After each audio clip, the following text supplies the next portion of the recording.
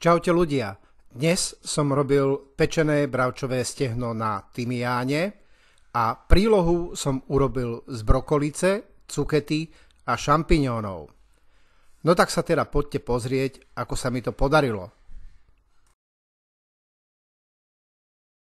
Z bravčového stehna poodrezávam nejaké tie chrupavky, ktoré na ňom ostali po spracovaní u mesiara.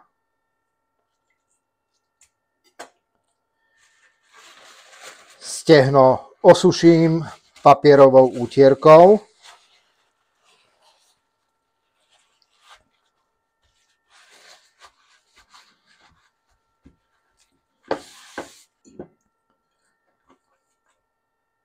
Potriem mäso trochou olivového oleja.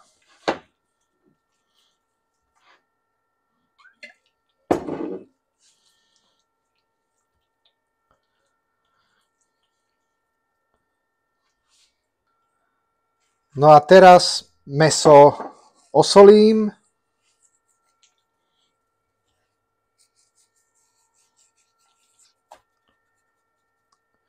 Posypem trochou sušeného tymiánu.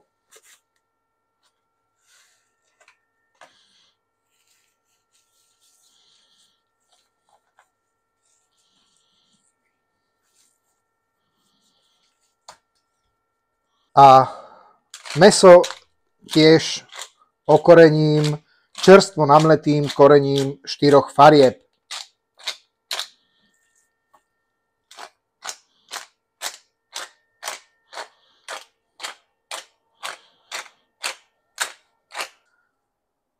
Ochutené bravčové stehno uložím na plech vystlaný papierom na pečenie a nechám ho asi 30 minút odpočívať.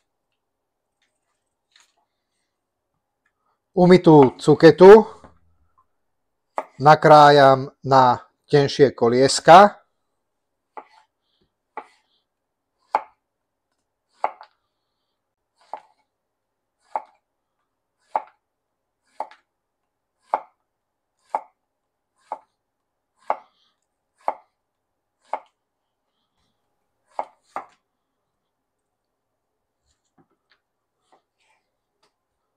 Brokolicu rozoberiem na menšie ružičky.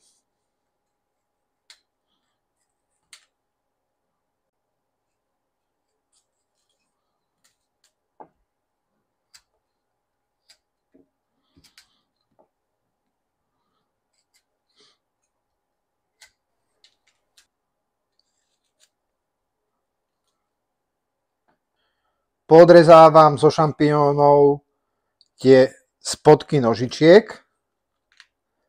Sú také dosť osušené a tie tam v tom jedle určite nechcem mať.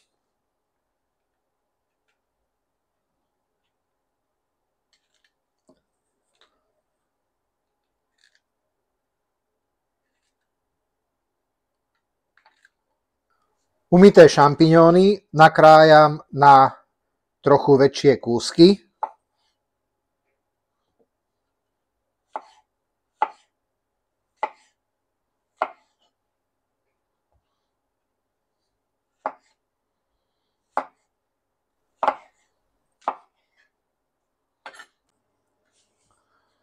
V hlbokej pánvici som nechal rozohriať trochu olivového oleja.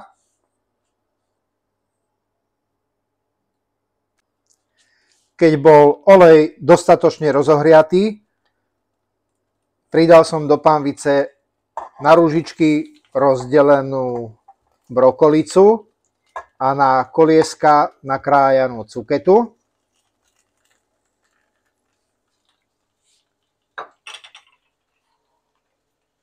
A samozrejme som pridal aj nakrájané šampiňóny.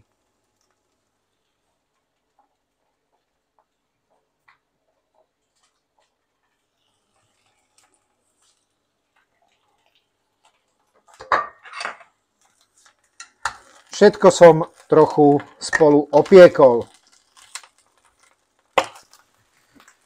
Keď bola zelenina trochu zarestovaná, Zakryl som pánvicu pokrievkou a zeleninu som nechal dusiť do mäka. Plech s mäsom som zakryl alobalom.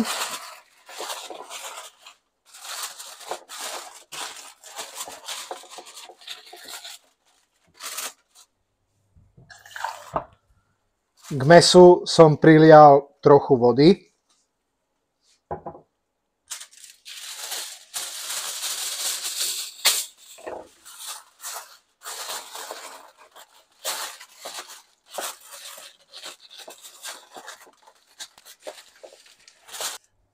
A teraz dám plech s mäsom do rúry vyhriatej na 180 stupňov Celzia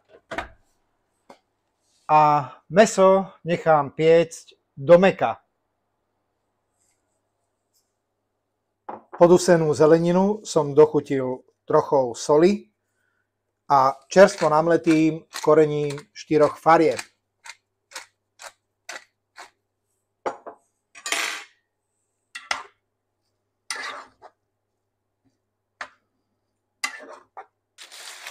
Po asi 1 hodine som vybral plech s mäsom z rúry.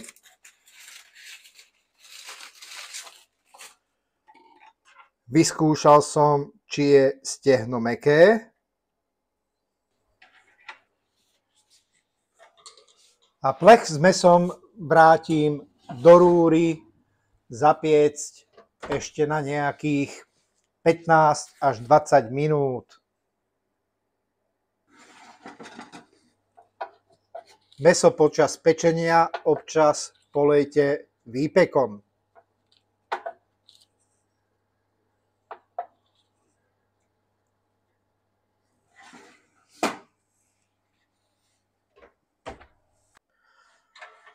Upečené mäso som vybral z rúry a pred krájaním ho nechám trochu ochladiť.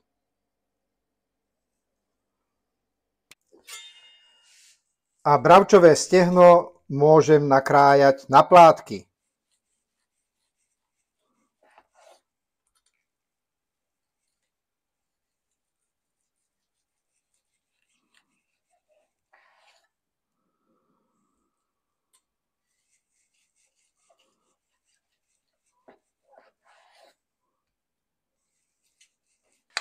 Všetko mám hotové a na tanier môžem naložiť zeleninu.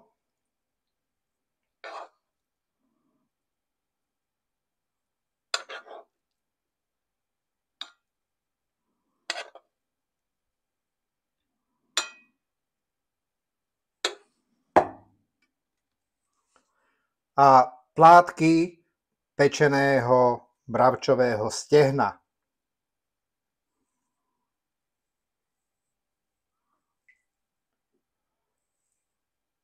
Mäso prelejem ešte trochou výpeku.